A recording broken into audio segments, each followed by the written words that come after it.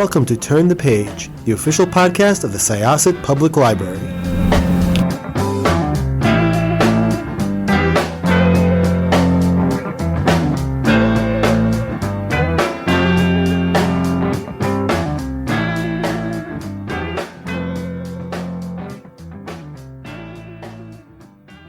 Hi, welcome to Syosset Library's Turn the Page podcast. I am your host, Jessica. I am really excited to be talking to this author today. First of all, you wrote for Dragonlance. I did a Dragonlance novel called Lord Soth, which even that story, there's a story behind that if you're interested in how that came about. 110%. I am. First of all, introduce yourself and tell us about who you are and about Wolfpack and your body of work. My name is Edo van Belkom. I tell people how to pronounce the name. It's Edo like potato and Van Belkom like you're welcome.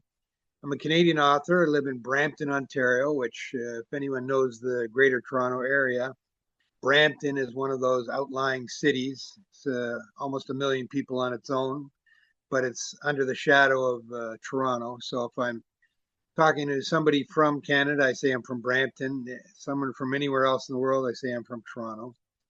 I've done all kinds of writing in my time. I started as a newspaper reporter. Then I got into short story writing. I did novels. My first novel was in 1995. It was a role-playing game novel, Wormwolf in the World of Darkness. I did 3 other role-playing game novels. I did about 6 novels, fantasy and horror. I did 3 novels for the Canadian government, Natural Resources Canada. Yeah, that's an interesting story because I also did probably one of the longest running serial adventure stories anywhere. I did 55 stories for Truck News Magazine featuring my truck driving detective, Mark Dalton. And because of the success of that in that magazine, there were 2 audiobooks, and then a woman from Natural Resource Canada wanted me to write a novel to teach long haul truck drivers how to save on fuel and drive fuel efficiently. So I did a novel for them. They sent me across Canada to the truck shows and gave the book away for free. It ended up being used for teaching drivers in driving schools and stuff. And then I did 2 more. One was where the characters went into the United States and dealt with their laws. And then another one, they sent me up to Yellowknife in the Northwest Territories, and I went on the ice roads there. And the third book, it features the ice road truckers. And an adventure on there, like some mob hit up on the ice roads where they another driver's trying to kill them. But anyway, I've also done erotica. That's how I got my start and how I learned how to write short stories. I did 55 stories there for men's magazines before I moved on to other things. All told, I probably written close to 250 or 300 short stories. What else can I tell you? Oh yeah, and Wolfpack. You want to know about that? So in 2022, about 16 years after the book was actually published, I got an email from my agent saying someone's interested in the television rights to Wolfpack, and I was like, "Are you? It's out of print. It's been out of print for years." And so we entertained them, went along with it, and it seemed to move like light speed. We know now. I can get into that later when we talk specifically about it, but by middle of 2022, it was in production in Atlanta. We went down in November to visit the set, which premiered in January 2023 in Los Angeles. We were also there for that, which was fantastic, great experience. And it ran its 8 episodes, was a success by just about every measure. And then the writer's strike came and the actor's strike, and those 2 delayed the second season by a whole bunch. And Paramount didn't have the energy or the will to bring it all back up to speed, so it's easier to cancel it. Anyway, in a nutshell, that's just about all the highlights of what I've done over the course of my writing career.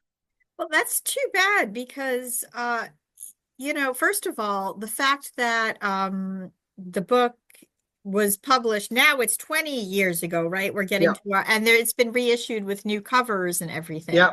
It Yeah. was a if the series had continued, the new issue of the series would have done really well. It should have been in the third season right now, and with the books available and more people coming to the series, that would have been great. But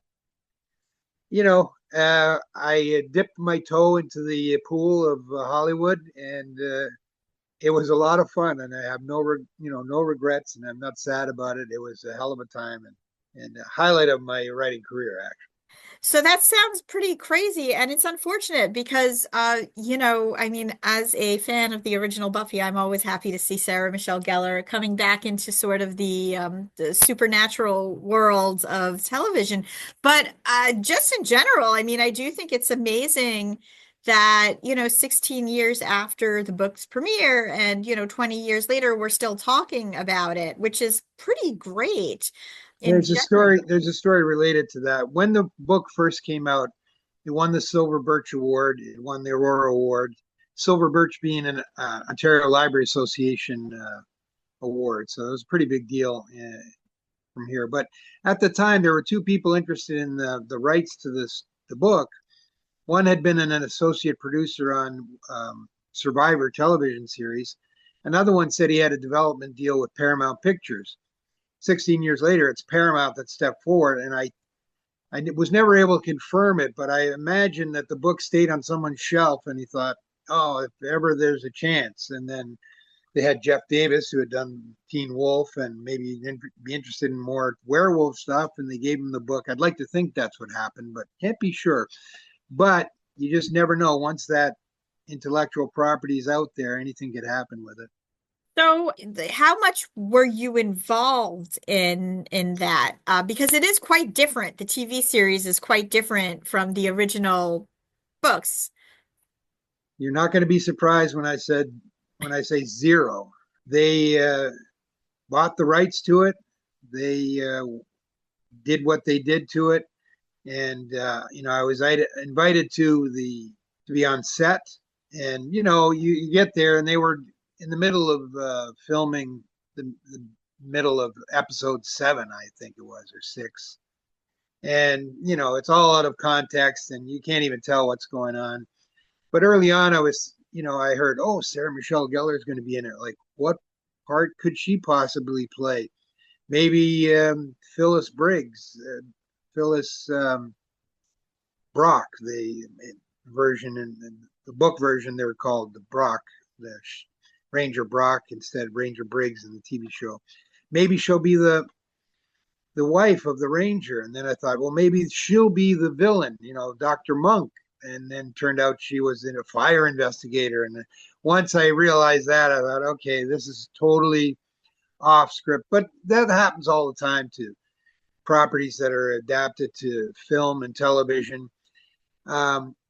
If anyone's interested, I did do a series of videos on YouTube called Wolfpack Facts, where I compare the similarities and the differences between the book series and the television series. And there are quite a bit of similarities. The main one is the starting point.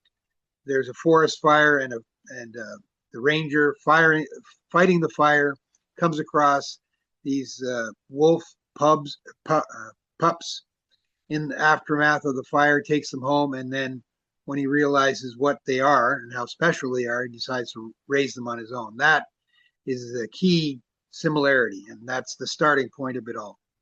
And it's like the opposite of every like child gets adopted by wolves story in that way. Well, when I decided I was going to do some young adult things, I needed something that was going to be different. And all of the horror and supernatural I do, it's always based on real life, every day, with a element of the supernatural or the fantastic. So I just thought, what better way to have these young adult werewolves being raised as human by a forest ranger who discovered them, keeping their secret from everyone else. And the core of it was they're going to have all of the troubles that teenagers have, plus they're werewolves. So they've got all that extra stuff to worry about. Plus they have to worry about school bullies and pimples and, this boy has a crush on me. I have a crush on this guy or that girl. All of those things, plus they're werewolves. And they have to keep that hidden through it all when they can, just go into a rage and just take care of business, and that would be the end of that. But it would be the end of them too. So, and when that was the starting point, and I guess I did an okay job with it because there was a lot of things that came after it. So you said that there's a story behind working for Dragonlance too. A Yes. lot of us here at the library are Dragonlance fans. We're D&D people, and I got really excited when I saw that you worked on a Dragonlance book. If you wanted to chat a little bit about that. Okay. When I started, I was doing short stories, and I did lots of short stories, and I wanted to get into novel writing. And I had done some short stories for a gaming company called White Wolf Games, and they had a contract with Harper Collins, Harper Prism, their science fiction fantasy line at the time, for 6 or 8 books based on the World of Darkness. So I proposed one, an extension of a story I'd written for them already, and they approved it. And that was for 1995. And my book was going to be in the 4th in the series. And someone who was going to be earlier on dropped the ball, and they said, "Can you do it in 6 weeks? We have a spot number 2 open." I'm like, "Oh, okay." So I did the book in 6 weeks, and it was fairly successful. But prior to that, I had written to Brian Thompson, who was the editor of the Dragonlance fiction book line, fiction, everything at the time, and said, I'm recently doing a book for White Wolf Games. I'd really like to do some Dragonlance stuff and something for your company. I can't remember if it was Wizard of the Coasts or um, the company before. Anyway, it doesn't matter. And he said, "Well, when the book is published, send it to me and I'll take a look at it." So it was published in February '95, and I sent him a copy, like I was told, and got in touch with me later, and he said, "I read the book and I quite enjoyed it, and I'm thinking, would you be interested in," like he said, "how are you with fantasy?" And of course, I had never done any high fantasy up until then, and so I said, "Oh yeah, I can do that. I love that stuff." And he said, "I'm thinking of you doing the life story of Lord Soth." And I didn't know who he was. I'd never played the game. I said, "Oh yeah, that sounds great." When I told people later, "Oh, you're going to do the Lord Soth book," and I thought, "Oh, is that a big deal? Is that?" They couldn't believe it. Like my luck. And I don't know why he chose that. Maybe he saw something in the way I wrote for in the first novel that suited the storyline. But he gave it to me, and I had to read the first 3 big books by Weiss and Hickman, and I read those in like 6 days. That was my job, and they gave me all the material, and I had to pick everything. And the trouble with that character is that he is a terrible person, and he is a death lord. He ends up being a death lord, and how do you make that person likable enough to have a reader go entirely through the book? Well, I came upon the sins of the father. His father had been even worse than he was, so no matter what he did and what he tried to do the right thing, it was never going to work out. He was doomed to follow in his father's footsteps. And I picked all the things, and I made an opening that said the librarian of Palanthas, I think it was, "This is the official record," and scoured all of what's written about this person, and this is his life story. And but the fans still said, "Oh, you missed this, and you didn't have this in, and this." And that. I did the best I could. It was a success, sold well, and I did another book for TSR. That's right, TSR. Then became Wizards of the Coast. Dragon dice novel called Army of the Dead. It was going to be in paperback, and they were selling it with a die cut into the paper, so it was in plastic, and you would open it up and get that die and read the book and for this Dragon dice game. that got canceled. Apparently everyone was opening up the plastic and taking the dye and leaving the book in the bookstore. So it wasn't working out well for them. But I had a great time doing that. And it was a challenge. And, here we are talking about it years later. So must have done something right.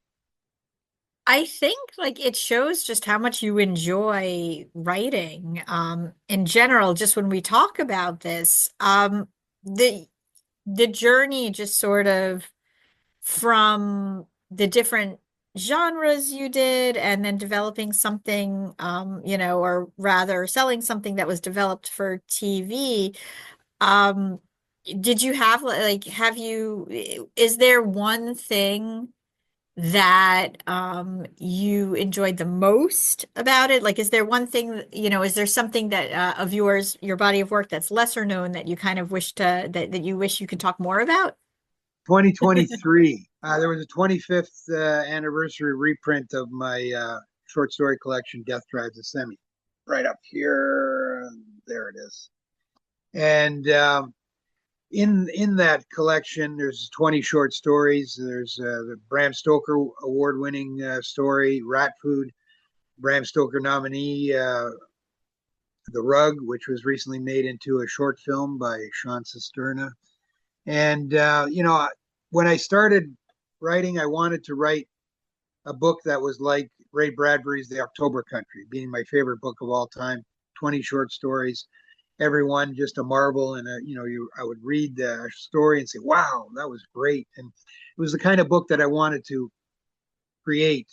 And this is the one. And it's was reissued 25 years later. I'm quite proud of that.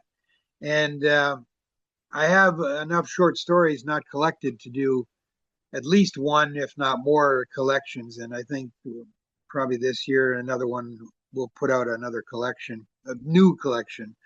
And it's just I'm very proud of the short stories that I've written. I think of the kinds of writing that I've done, my short fiction is probably the best and most unique. Like I do short stories with twist endings and irony and maybe some satire and a little dark humor and that kind of thing.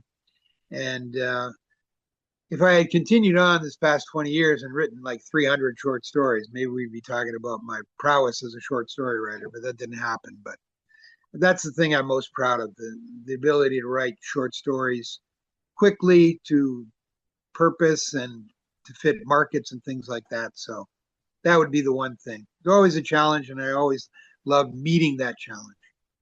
Actually, I did want to really quickly go back and ask you about your instructional novel for the truck drivers. So was this like a fiction, like this is like a fiction novel that that is fascinating. I don't think I've ever heard of anything like that. There's story behind that. So I was doing this Mark Dalton owner operator series for Truck News magazine, which had a circulation of 80,000. It was across Canada. They would deliver it free to truck stops and truck repair shops and things like that. So I'm going to tell you the whole story. So when Death Drives a Semi came out, I was looking for places to promote it, and here was a magazine called Truck News. Death Drives a Semi. There was 3 short stories in the collection that had to do with trucking, so I thought that was a natural. And I'm looking through the magazine, and there in the staff box is John G. Smith, and said, I worked with him as a newspaper reporter of the Brampton Times back in the day. So I called him up. I said, I got this book. And we had a meeting, and I gave him a copy. And at first he said, maybe we'll reprint some of the stories. And then it turned out that they weren't trucking industry positive because bad things happen to good people, usually underneath a truck or something like that. So he says, can you come up with something that's trucking industry positive? Maybe like a detective story or something. So I developed one, and Mark Dalton, owner operator, started, and it ran continuously every month for 15 years for a total of 55 short stories. A woman at the Natural Resources Canada was looking at that, knowing how popular it was in the magazine, and she wanted a book written, a novel, that incorporated all the elements of fuel efficient driving.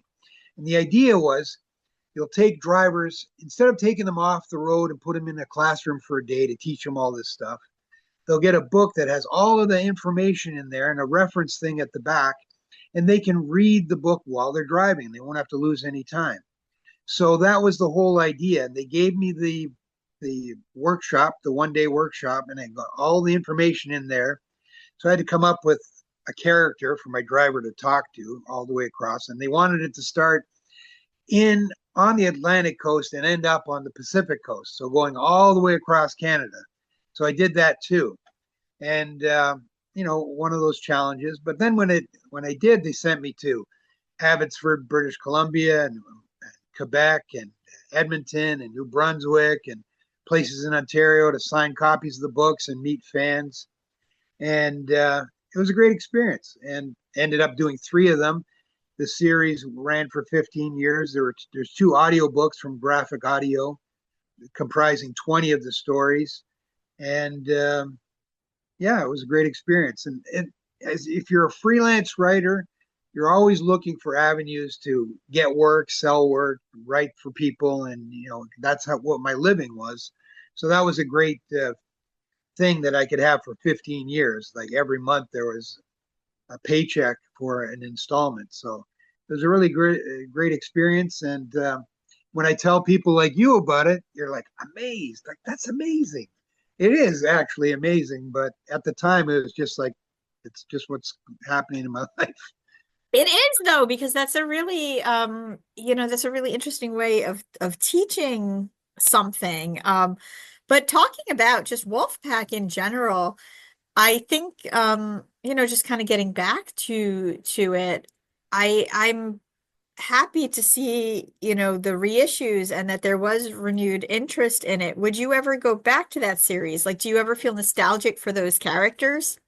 Um, it's interesting you say that, because when the series was first in production and coming out, my agent said, perhaps you can write some new books, but there was no interest from a publisher for new books. And it was an interesting thing, because on the one hand, you have the series where people are expecting, Sarah Michelle Gellar's character and all a different kind of wolf pack. And then you had to stay true to the original novels. Like, the original novels are a family drama, and the wolf pack TV series is a supernatural mystery. So I proposed things like, when they were maybe those 16 years when the kids are discovered and when the stories start, we could fill in those gaps there with some stories from that.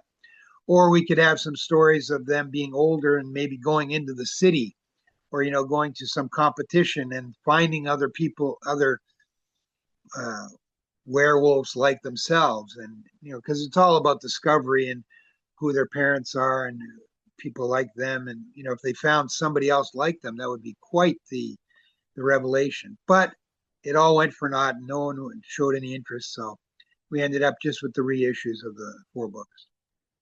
Well, that is too bad. As far as like werewolf lore goes, it seems to always be enduring. People always seem to like stories about werewolves. I think it's really interesting. Just, you talk about writing a teen book with werewolves. I think it's such a good metaphor for teenagehood because, you're a shapeshifter as a werewolf, but as a teenager, you are in this constant state of flux.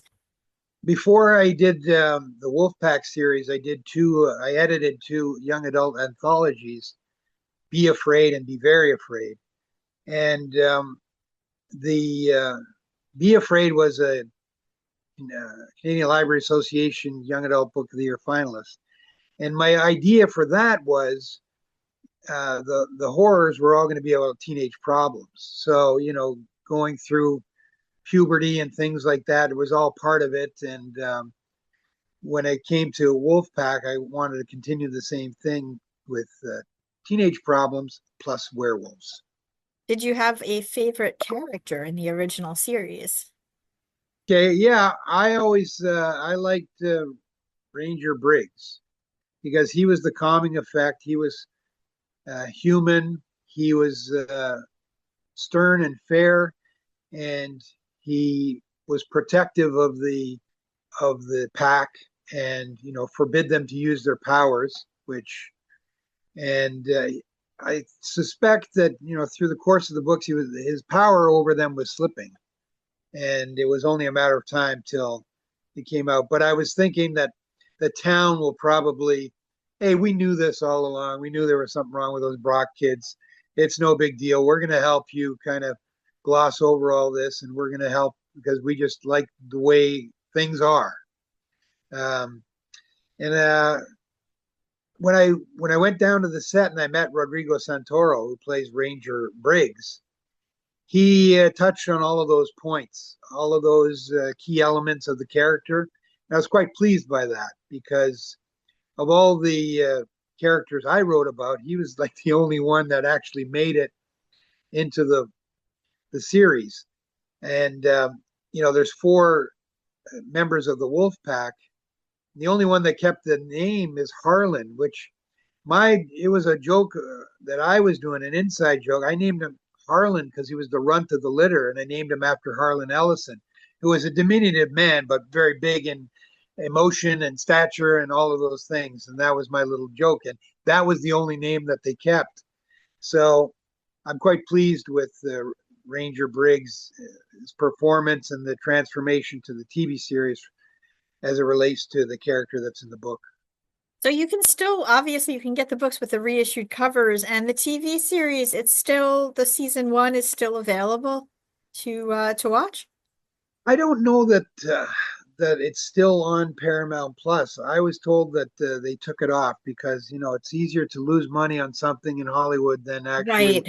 watch it make money after its 20th year. But you can purchase the DVD set.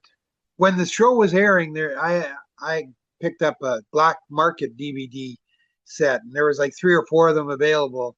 One was plenty, but now you can get a DVD set off the Paramount website for all their merch. So it is available, and sadly, it would be great if it was still out there. But you know, once you get into the realm of Hollywood, it's their business, and they run it like only they know how. Are you working on anything at the moment that you'd like to talk about? I have started writing short stories again. One's called Free at Last, about a sovereign citizen who gets pulled over, not by the police, and you know, terrible things happen. And I'm writing another one called Afterlife, about someone who refused to go online during his lifetime, and after he's dead, he's asked at the pearly gates, "Well, where's your app? You can't get through without filling out the app first." And he says, "No, I don't do app. I don't do online. I never."